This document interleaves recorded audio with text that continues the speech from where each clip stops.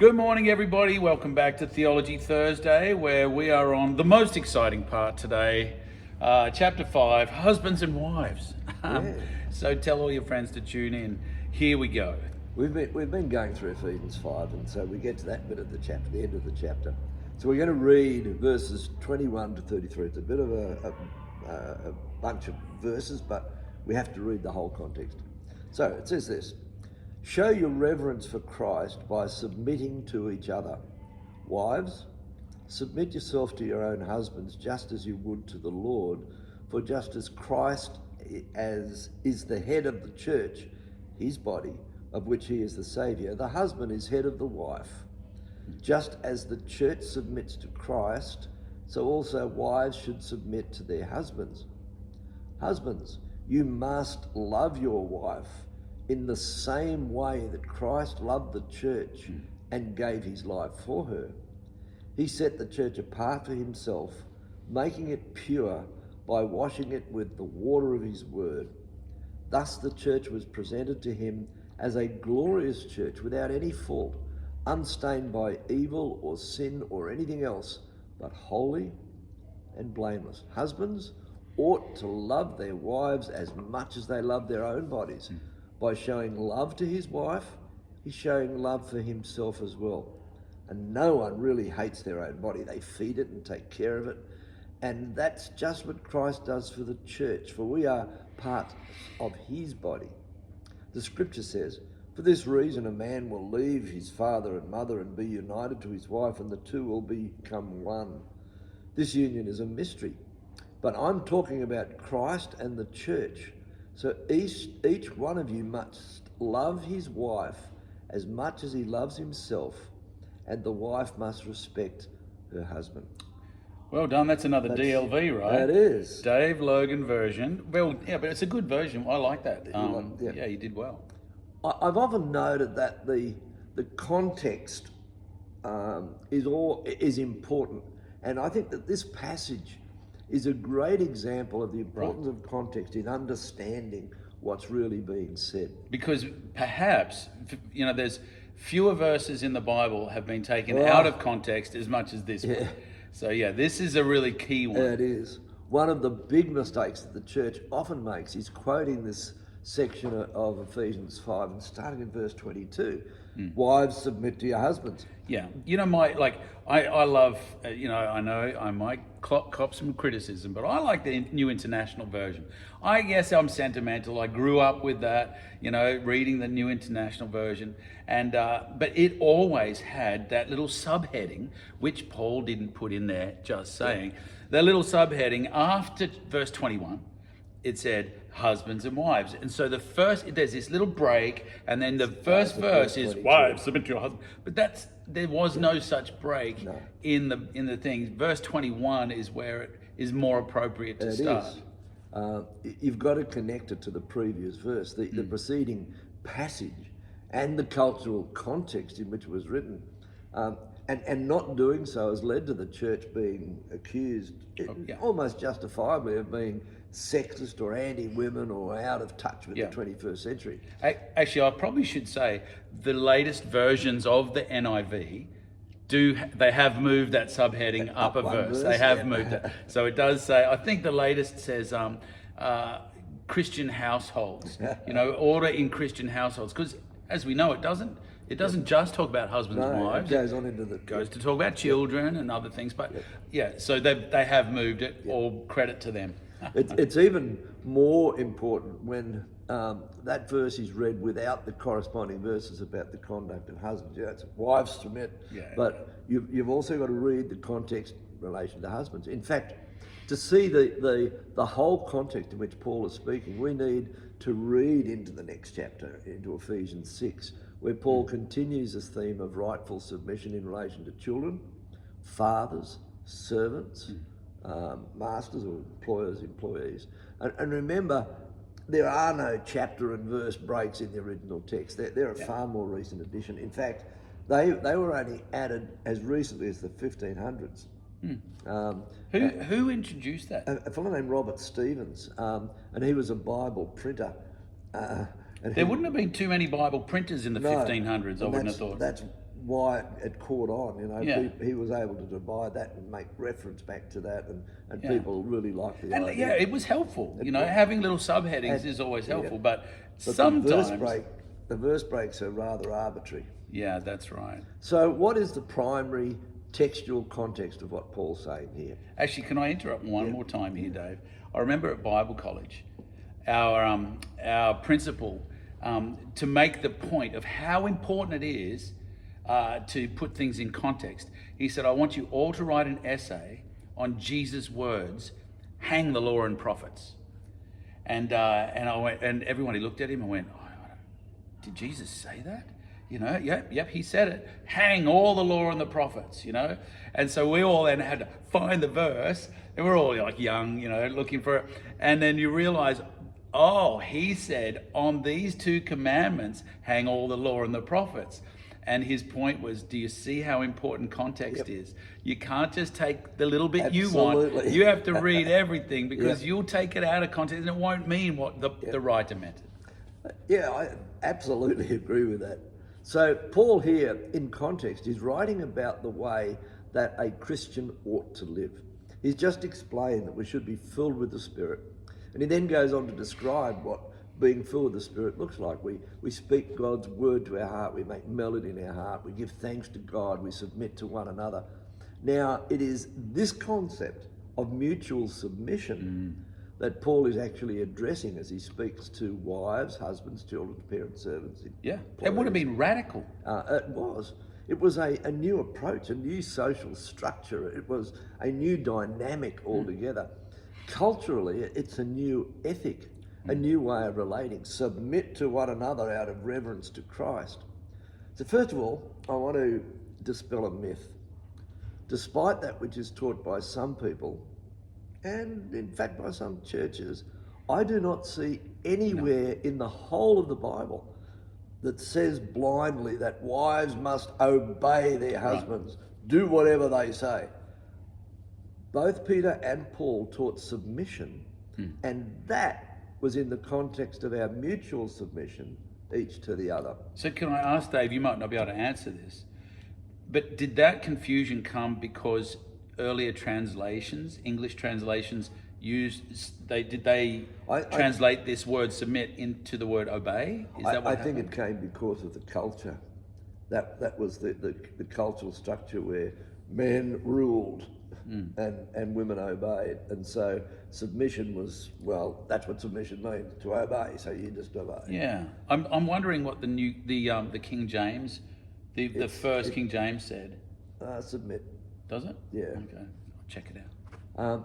I don't think that Paul could ever be reasonably described as an egalitarian in the modern sense. He clearly accepts the traditional household code of the Greco-Roman world, and he doesn't seek to overtly overturn those standards.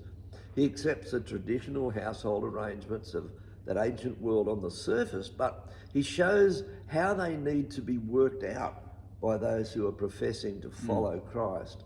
It seems, I think, that there was something wrong with the men in Ephesus in a broad sense. Here, Paul feels that he has to instruct them to love their wives, to discipline their children with love, gentleness, godly instruction, and to treat their servants with dignity. Fancy having to be told. So I think that there was something that was out of kilter anyway.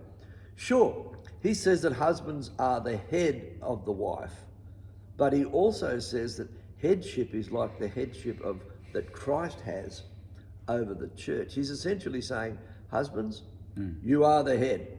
Now, here's what it looks like to be the head when you acknowledge that Christ is Lord and seek to live a life that's filled with the Spirit. And that's the context in which he's talking. Yeah. So he uses the term head in a way that's different to the way that the word is often understood. You know, the head of the company, the boss, the one who gives the orders.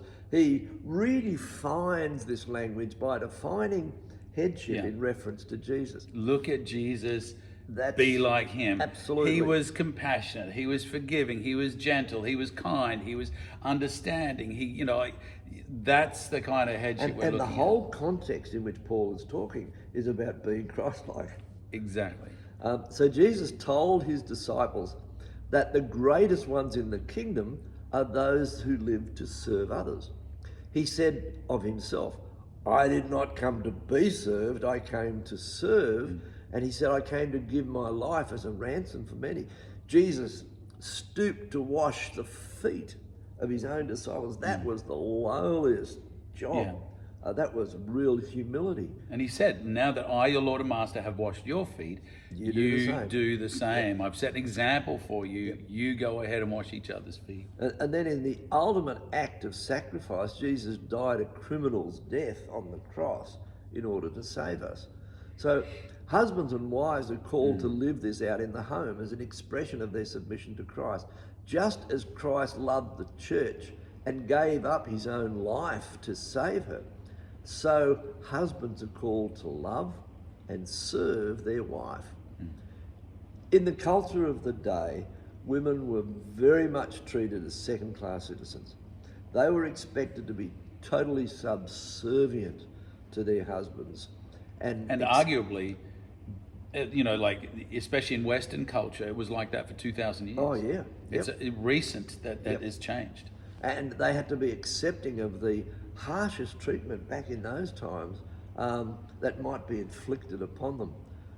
Paul's instruction to wives was first of all, submit to Christ, and then, provided their primary submission was not impeded upon, to submit to their husbands, as was the cultural expectation. For him to suggest anything less than that could have been to impose a death sentence on the women who refused to comply with the culture. So likewise in the culture of the day, men were the lord and master of their household, and that included their wives. And again, Paul does not suggest that a man should go his responsibility or authority, but as a Christian, under the lordship of Christ, that responsibility and authority should be expressed differently to the way that it's expressed in the world. The way you do it is everything. That's it. That you've got old mate trying to dominate over here, and the other one, the Christian, is in a submissive, loving, kind way. It's very, very different. First of all, Paul tells husbands that they must love their wife. This seems like a strange instruction to us in the 21st century in Western culture, but it was a fairly radical concept to the culture of Paul's day. Wives were regarded as goods and chattels. So for Paul to suggest that they should be loved by sacrificially serving them just as Christ loved and served the church, giving up his own life for her sake, that was way outside of the cultural norm. So he was in fact not softening his instructions to the men, making it easier for them to live out their faith. In fact, he was intensifying the instructions, raising the bar considerably. He was in fact saying that a husband is to love his wife by submitting his interests to those of his wife, putting the interests of his wife and children above his own interest. That is radical in the context of the culture. The submission of wives to their husbands and the love of husbands to wives are neither absolutes nor are they virtues in themselves. Everything is done on the basis of the lordship of Christ. This is the motivation. This is the qualification. And all our love and submission and so forth comes under that one heading. That's the motivation and qualification. All believers are to express the virtues of love and submission one to the other. And the relationship between husband and wife is not excluded from this primary instruction given in verse 21, which is why we have to read verse 21 before we can read the rest. Submit to each other. Each other. And that's the context. So in Paul's time, it would have been easy to live with one set of values being expressed to the church at large and a different set being applied in the home. But Paul is teaching the church that their life had to be consistent, whether it was expressed in the church, in the home, or in other aspects of their daily life. So how does a husband love his wife? Jesus is the example to follow. Right. How should a wife submit to her husband? Jesus is the example Yeah. to follow. Husbands need to pay special attention to the attitude of love and service towards their wives, and wives need to pay special attention to the attitude of submission to their husbands, and both need to fully submit to Christ. So it's God first and then the spouse. Yeah. However, and this is an important however, we have to understand a couple of underlying principles. First of all, any creature with more than one head is a monster. So there is still a principle of headship that needs to be understood. Secondly, God is a God of order. Right. So if we go back to Genesis, and you never thought I'd ever... So he did his doctorate in Genesis. we'll find, we always go back to Genesis. Oh yes, so much there. We find that God actually set an order. He said to Eve, your desire will be for your husband and he will rule over you. So yes, there is headship and the husband is the head of the wife, but, and again, just as that, however is important, so is the but. That headship is expressed as Christ expresses headship, with love and submission, submitting his personal interest to those of his wife and family. Yeah, and that, again, that bears reiterating over and over, because I think it's human nature to want to dominate, that in a lot of people at least, so they read that verse, aha, there it is, that's my green light, I'm going to dominate, and they forget that no, you're doing it wrong. Yep. There's a way of doing it. I remember, I'm surprised that you haven't used this joke yet, but about the married couple that says, they both agree, when they first married at their honeymoon, they both agree, look, I'll tell you what, the wife said, I'll take care of all the minor decisions and you can take care of all the major decisions. And in 40 years, there hasn't been one major decision to be made. So, but yeah, that submitting to each other, loving each other, being like Jesus to each other is the key. That's what's radically different. And as we go on into the next part of fathers, of children, of employers, employees, it's the same context that we have to look at. At the end of that section where he says, so wives, love your husbands, and husbands, husbands love your wives, and wives respect your husbands. And at least in the NIV, those are the words that it uses. Often I like that, because one of the main, the primary love need of most women is to be cherished and to feel cherished. Now, I'm not being sexist. I'm sure it's not everyone, and that is certainly not saying that women shouldn't be respected. They should be. But primarily, like the number one love need for most women is to feel cherished. And the primary love need for most men, not all, is to be respected. And so he's saying, look, if you can communicate that you cherish your wife, that you hold her as the apple of your eye, that she is the most important and most valuable person in your life. And wives, if you can communicate that you genuinely respect your husband, you admire him and you respect him, your marriage will be so much stronger, and it will flourish. And again, I just want to reiterate, that doesn't mean that husbands shouldn't respect their wives and that wives shouldn't cherish their husbands. They should. But primarily, that number one thing, if we focused on that, I do a lot of marriage counseling, and one of the greatest needs that I hear, or the greatest needs that I do hear over and over again, are those two things. Women that feel that they're not valued, they feel that they're not cherished, they don't feel, they feel worthless, and men that feel like they're a failure. Those are the two greatest things that I'm constantly dealing with. And so Paul here addresses it in one verse. He says, husbands, cherish your wives. Wives, respect your husbands. But it's still all in that context of submitting one to another and being Christ-like. Being Christ-like. That's brilliant. So we're going to leave it there, and remember the context of this whole chapter, and like you said, the last 3 chapters of Ephesians is how we live this out. And so it doesn't just because there's a chapter number doesn't mean it changes. Right. He's saying Christian households, and the NIV has now got that as a little heading above 21. It goes on to talk about children and indeed employers and employees. So come back next week for the rest of Ephesians and this part of chapter 5.